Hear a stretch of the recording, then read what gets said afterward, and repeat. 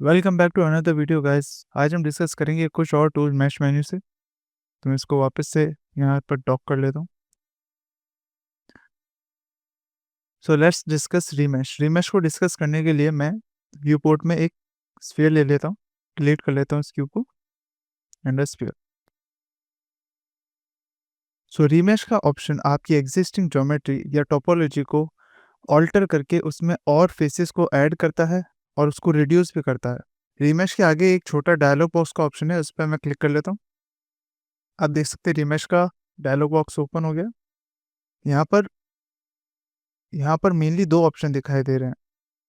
ये default automatic पर रहता है 0.1 और कोलैप्स थ्रेशोल्ड 0 पर। अगर मैं 0 पर कोलैप्स थ्रेशोल्ड को रीमैश करता हूँ तो ये मेरे डिफ़ॉल्ट मैश में बहुत सारी साइड्स और एजेस ऐड कर देगा। Let's see.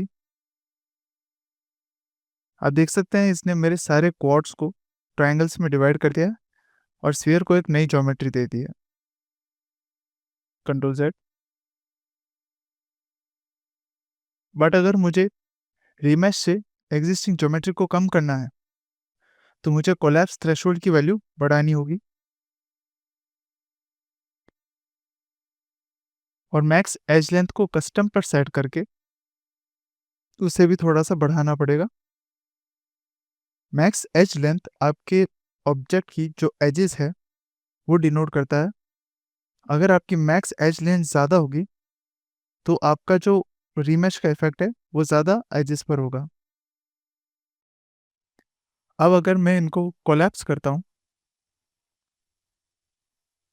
तो आप देख सकते हैं पिछली बार से कम डिविजन्स हमें देखने को मिल रहे हैं।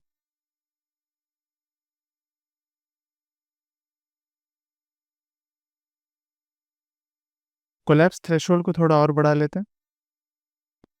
अब अगर मैं रीमैश पे क्लिक करता हूँ तो आप देख सकते हैं हमारी ज्योमेट्री रिड्यूस हो गई है और रीमैश से हमें एक नई ज्योमेट्री मिली है जिसमें कि एजेस कोलैप्स हो गई है और लेस नंबर ऑफ फेसेस देखने को मिल रहे हैं।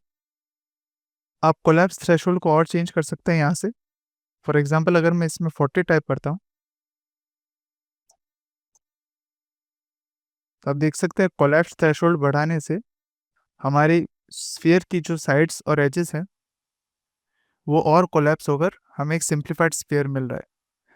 तो रीमैश का ऑप्शन आप बहुत सारी जगह यूज़ कर सकते हैं जहाँ आपको ज्योमेट्री बढ़ानी है या कम करनी है। वैसे ही अगर मैं रीमैश के ऑप्शन में कोलैप्स थ्रेशोल्ड को बिल्कुल 0 कर देता हूँ और मैक्स एलियन को 0.1 कर देता हूँ और फिर रीमैश करता हूँ तो आप देख सकते हैं मेरे पास एक्स्ट्रा फेसेस और बहुत सारे एक्स्ट्रा एजेस आ गए हैं जिसे आप इजीली एडिट कर सकते हैं फेस में जाकर।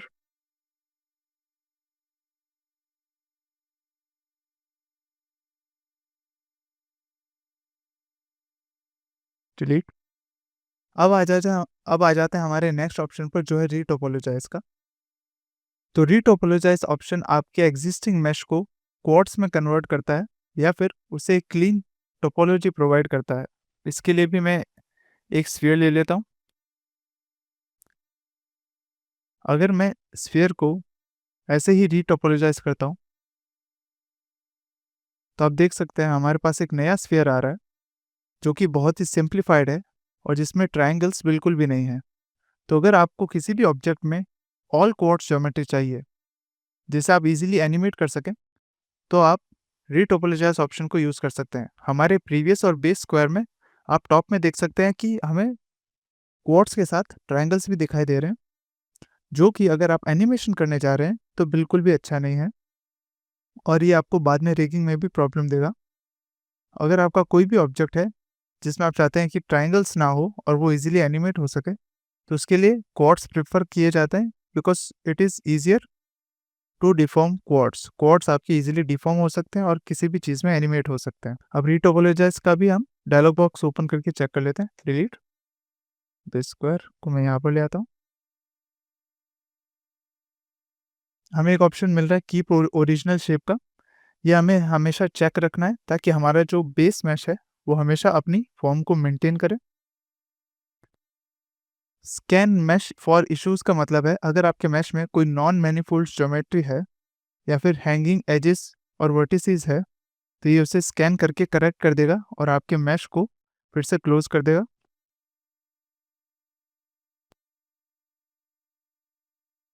टारगेटेड फेस काउंट्स, आप अपने मैश की जो फेस काउंट्स है उनको भी चेंज कर सकते हैं।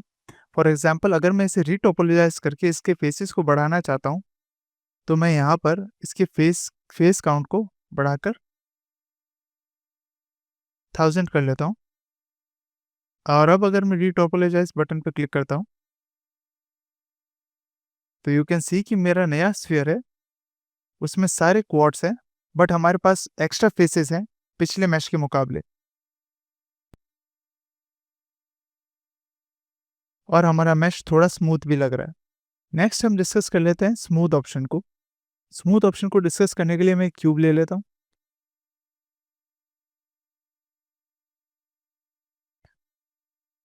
अगर मैं एक डिफ़ॉल्ट ऑप्शन पे स्मूथ ऑप्शन को अप्लाई करता हूँ, तो आप देख सकते हैं हमारा जो क्यूब है वो एक सर्कुलर ऑब्जेक्ट में कन्वर्ट हो गया है। स्मूथ ऑप्शन जो है वो किसी भी ऑब्जेक्ट के हार्ड एजेस को स्मूथ करता है by adding extra faces to the object.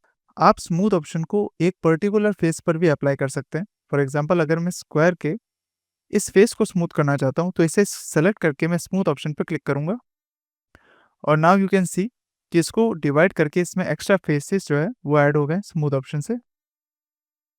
Control Z. Smooth option का यूज़ आप सर्कुलर चीज़ों को मॉडल करने में यूज़ कर सकते हैं। फॉर एग्जांपल अगर आप एक कार का हुड बनाना चाहते हैं जिसके नीचे इंजन होता है कार का, तो उसके लिए भी आप स्मूथ ऑप्शन को यूज़ कर सकते हैं, बिकॉज उसमें एक कर्वेचर होता है जो कि नॉर्मल हार्ड सरफेस और मॉडलिंग से आप अचीव नहीं कर सकते। फॉर एग्जाम्पल अगर आप एक कार का हुड बनाना चाहते हैं, तो वो भी हम देख लेते हैं कैसे बना सकते हैं। इस स्टेप को आपको फॉलो करने की बिल्कुल भी ज़रूरत नहीं है, आप इसे बस अंडरस्टैंड कर सकते हैं कि स्मूथ ऑप्शन कैसे काम करता है।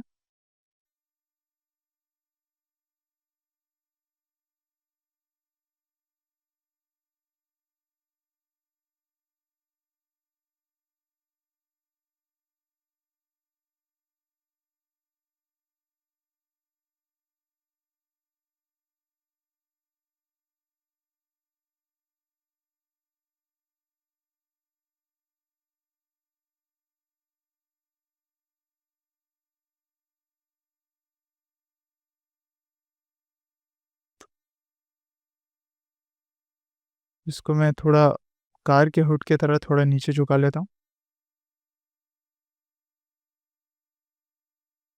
इन वर्टिसेस को भी।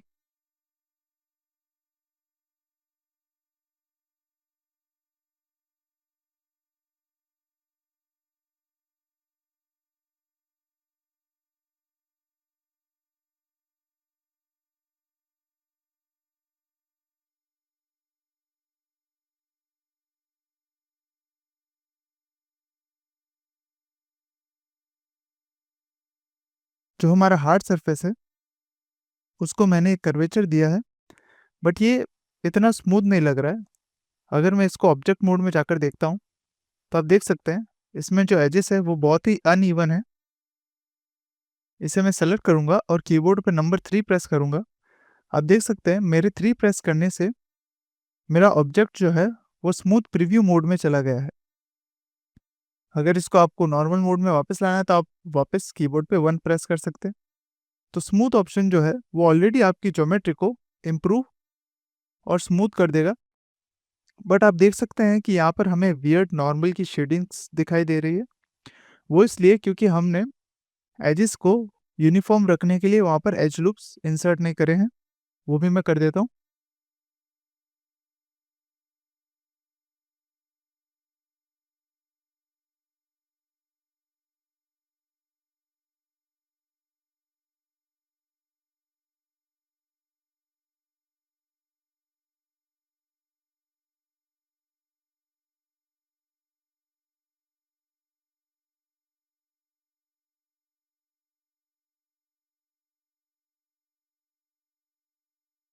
अब अगर मैं अपने कीबोर्ड पे वापस 3 प्रेस करता हूँ, तो आप देख सकते हैं हमें कोई भी वियर्ड शेडिंग्स नहीं दिखाई दे रही है और हमारे कार का जो फ्रंट हुड है, वो एकदम रेडी हो चुका है।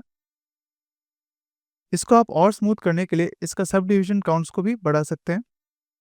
अभी ये स्मूथ प्रीव्यू मोड में यानी स्मूथ ऑप्शंस अप्लाई नहीं हुए हैं, आप इसको चैनल कर सकते हैं 1 और 3 प्रेस करके। अगर आपको स्मूथ परमानेंट करना है, तो आप स्मूथ ऑप्शन में आकर क्लिक कर सकते हैं। तो आपकी जो परमानेंट ज्योमेट्री है, वो आपके मेश में ऐड हो जाएगी और आपका जो ऑब्जेक्ट है, वो आपको कंप्लीटली स्मूथ दिखाई देगा। अगर आपको अपने स्मूथ ऑप्शंस को ऑल्टर करना है, तो वो भी आप कर सकते हैं। अगर आप टी प्रेस करेंगे, तो आपका जो शो मैनिपुलेटर टूल है, वो एक्टिवेट हो जाएगा। तो आप देख सकते हैं यहाँ हमारे डायलॉग बॉक्स में हमारा जो सब डिवीजन काउंट है, वो है 1। अगर मैं इसको और स्मूथ करना चाहता हूँ, तो मैं इस वैल्यू को चेंज करके बढ़ा सकता हूँ। फॉर एग्जाम्पल, अगर मैं इसको ट्वाइस कर देता हूँ, तो हमारी जो फेस काउंट्स है, वो डिवाइड होकर ट्वाइस हो जाएंगे और हमारा जो ऑब्जेक्ट है, वो और भी स्मूथ हो जाएगा।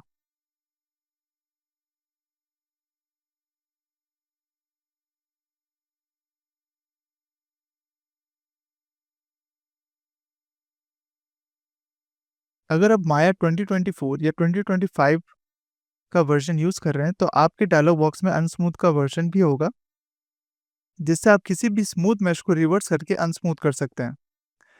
आप यहाँ से डिवीजन काउंट को भी वापस 1 करके भी इसे अनस्मूथ कर सकते हैं। बट अगर आपको बिल्कुल बेस पर जाना है, तो आप किसी भी ऑब्जेक्ट को सेलेक्ट करके एक बार अनस्मूथ पे क्लिक करेंगे, तो आपका जो ऑब्जेक्ट है, वो अनस्मूथ होकर आपके सामने आ जाएगा। तो इस ऑब्जेक्ट में प्रीव्यू मोड ऑन है, उसको ऑफ कर लेता हूँ मैं। ऑफ करते आप देख सकते हैं मेरा जो ऑब्जेक्ट है, वो वापस अनस्मूथ हो गया है।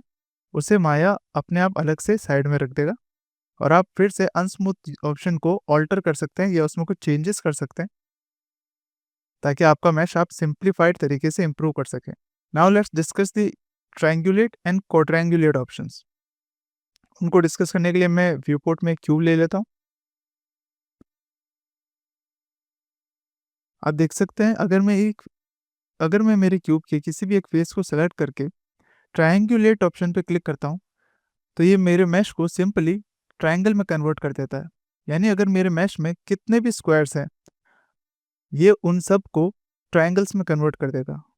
फॉर एग्जांपल, अगर मैं ऑब्जेक्ट मोड में जाकर पूरा ऑब्जेक्ट सेलेक्ट करके ट्रायंगुलेट ऑप्शन पे एक बार क्लिक करता हूँ, तो मेरे सारे फेसेस ट्रायंगल्स में कन्वर्ट हो जाएंगे। और वैसे ही क्वाड्रेंगुलेट जो ऑप्शन है, वो मेरे मैश के सारे फेसेस को क्वाड्स में कन्वर्ट कर देगा। Simple and easy. इसको हम एक स्फीयर पर भी टेस्ट कर लेते हैं। स्फीयर, मैं चाहता हूँ कि मेरे स्फीयर के सारे फेसेस जो है, वो ट्रायंगल में कन्वर्ट हो जाए। तो ट्रायंगुलेट, सारे फेसेस जो है वो ट्रायंगल्स में कन्वर्ट हो गए। अगर इसे वापस क्वाड्स में कन्वर्ट करना है, तो मैं क्वाड्रेंगुलेट ऑप्शन को यूज़ करूँगा और ये वापस नॉर्मल फॉर्म में चला जाएगा। मैं इस पर कंट्रोल Z प्रेस करता हूँ। अगर मैं चाहता हूँ कि मेरे कुछ सर्टेन फेसेस ही हैं जो कि वापस क्वाड्स में कन्वर्ट हो, तो मैं उन फेसेस को सेलेक्ट करके भी क्वाड्रेंगुलेट ऑप्शन पर क्लिक कर सकता हूँ और मेरी जो वो फेसेस है, वो क्वाड्स में कन्वर्ट हो जाएंगे। आप ये चीज़ मैनुअली भी कर सकते हैं, एजेस को सेलेक्ट करके बाय सेलेक्टिंग एजेस, और कंट्रोल होल्ड करके अगर आप डिलीट प्रेस करेंगे, तो आपकी एज जो है वहाँ से हट जाएगी विथ एग्जिस्टिंग वर्टिसेस। अगर आप कोई भी कंपोनेंट डिलीट कर रहे हैं, तो इट इज़ बेटर कि आप कंट्रोल होल्ड कर कर उनको डिलीट करें। तो इस वीडियो के लिए इतना ही। See you guys in the next video.